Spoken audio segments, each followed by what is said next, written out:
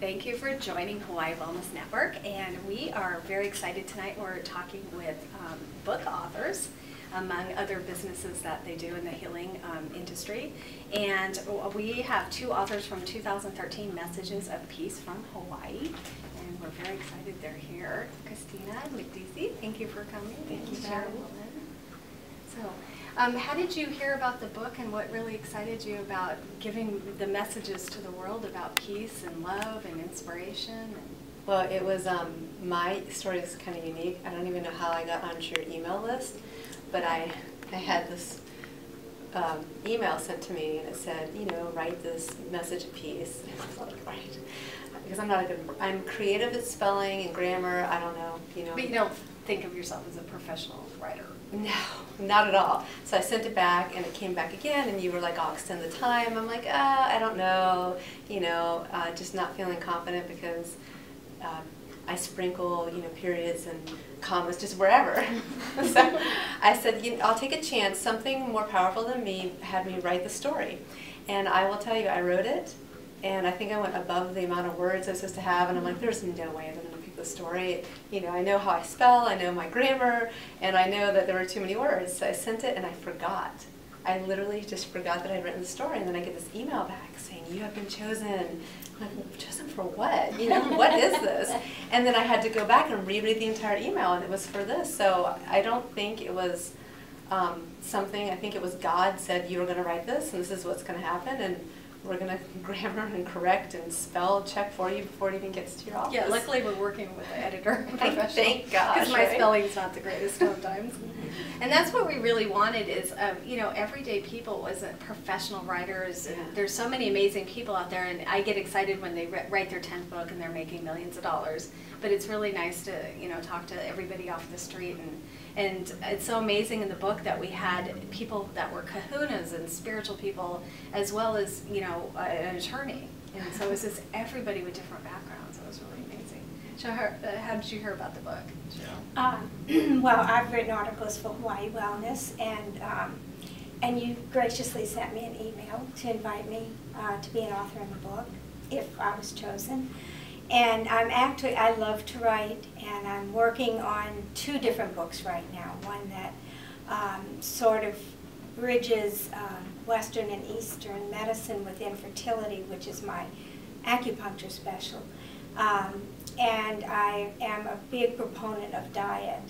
So in the infertility book, it's going to be about sex, diet, and health. Great. And I go into Taoist diet, which is my training.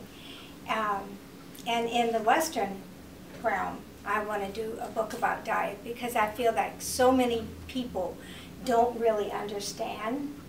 And I see that from my patients when I put them, I do a specific diet for them based on their Oriental and their Chinese diagnosis. And then the Taoist diet works thermogenically to balance them. So if they have a cold condition, I give them a list of warm foods to eat and cold foods to avoid and so forth. But most people don't even realize what's going on out there generally with our food system, especially with the hormones and antibiotics. And that Cargill just bought a large piece of land here, so now we're having GMO pineapples and papayas, and now they're wanting to put human ovaries into salmon and fluoride. Yeah, so I tweet about those issues and have links on my Twitter page and on my Facebook page for people to send to their representatives. Yeah, we're right in the middle of the political session right now. So yes. Getting a lot of things. Well, Obama actually just appointed someone to a committee who is a proponent for fracking.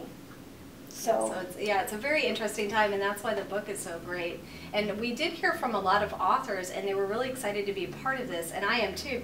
This is my first book project. I've been doing magazines for many years, but Worth Grace, you know, has been specializes in ebooks. So you'll be able to partner with your other books and learn how to market them, and that's what's really nice. And you can kind of walk through this, and they'll kind of go together.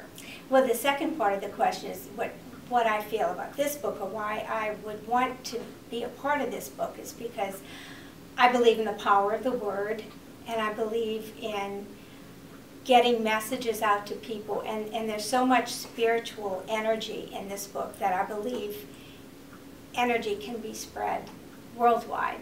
It's amazing to be. So I think this isn't just a hardcover book or a book on the internet. I think it carries a lot of spiritual energy. And all 100 authors have connections to Hawaii. How long have you lived in Hawaii? This is my second time out here. My first time I was in Maui, and I'm actually contemplating to go back to Maui because I think Maui is really open to the spiritual, realm. And I was hoping in Oahu it would be stronger, and certainly, what you're doing and other people, and the fact that Unity Church is hosting more and more of these spiritual people to come speak.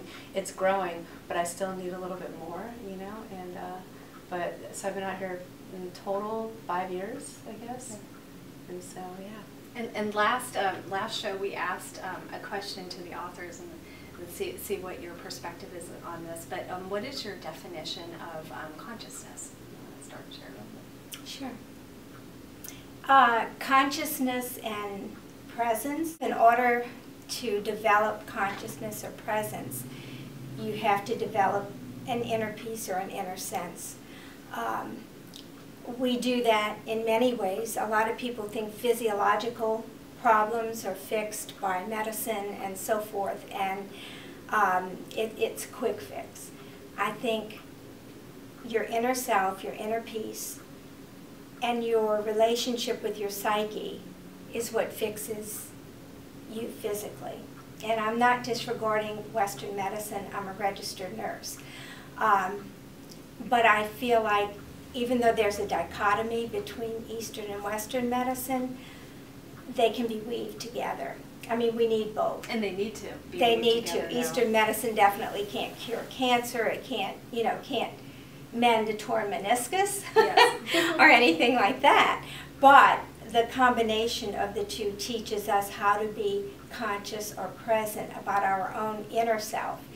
And we strengthen that through meditation and that type of thing. It also is being present in communications with other people. So if you are comfortable with your own consciousness, it allows you to get a lot more information about people who are around you. As a Chinese practitioner, we look at skin tone, body odor, tongue, pulses. There are lines in your hands and your ears. This tells how many girlfriends or marriages men have. Slit in your ear. You have to teach me that one. Slit in your ear can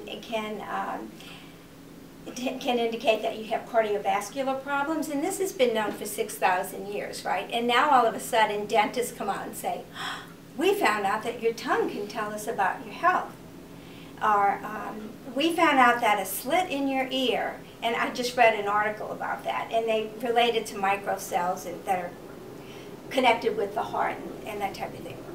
The Chinese have been knowing this for 6,000 years. So consciousness is just being aware of everything and everyone around you and being able to perceive it.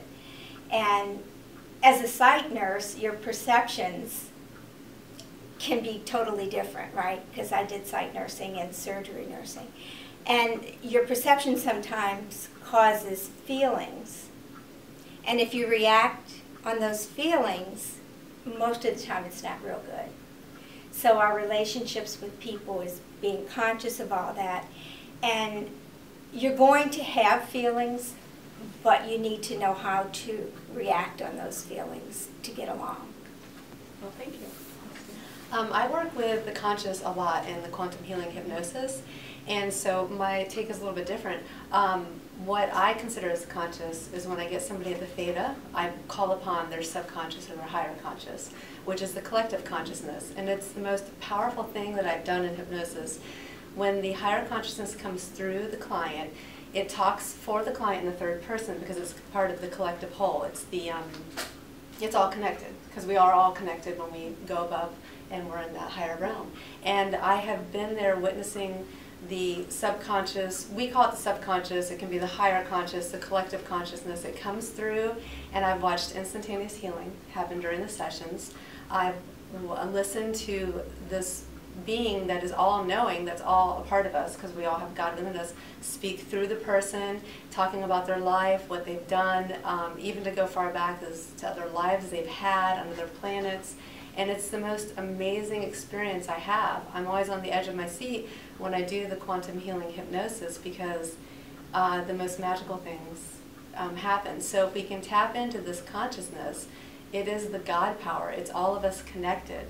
And if I had the opportunity to draw a picture of it, it's we have the universes and beyond the universes, and if you could draw even bigger than that, that's the collective consciousness, which is all full of love. And then beyond that is this God power. So once it was broken down to me in my class with Dolores Cannon, the realm of just how powerful this consciousness is that we can tap into through meditation or through hypnosis or through, you know, any kind of ritual that people do is the most powerful thing, and it's all full of love.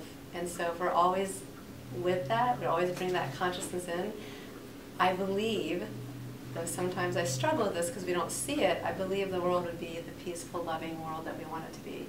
But some people get their ego involved, which is your lower consciousness. So that's what consciousness is to me.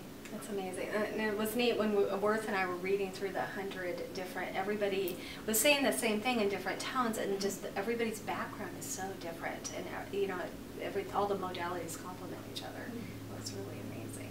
So Sheryl, if someone would like to get in touch with you, I'm sure that you would like people to start eating healthier and not come to you and say, I'm broken after 20 years of bad habits. It would make it easier for you to help them keep healthy. But if someone wanted to get in touch with you, how would they? Well, I have a website. It's www.acupunctureinhawaii.com. Pretty easy. And there's a map and a connection to my email through that. My phone number is 808-222-4622, and I carry my phone and answer it 24/7. Yes, you're very good at that. So you can help them with nutrition and acupuncture, infertility issues. Yeah, I treat many different modalities. The universe just guided me into infertility. I work with a lot with an infertility specialist here who came to me when I was giving a presentation at Kapi'olani and asked me if he could recommend his patients to me. That was a no-brainer, right? And so that's sort of how I developed along those lines. But I do sports medicine, menopausal, PMS, anything. Any woman issue. And as a registered nurse, I do something that's a little different, I think, than a lot of other practitioners.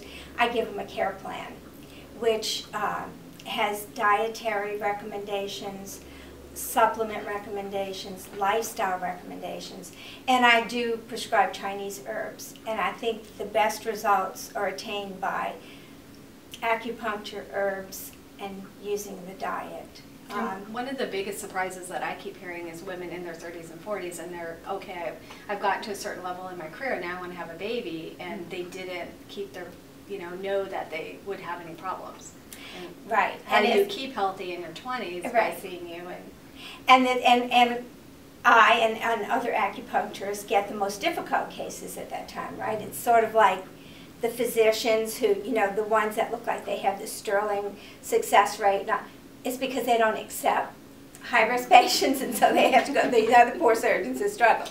Well, in acupuncture, like for infertility, people will try Western medicine for 6, 8, 10 years. Wow.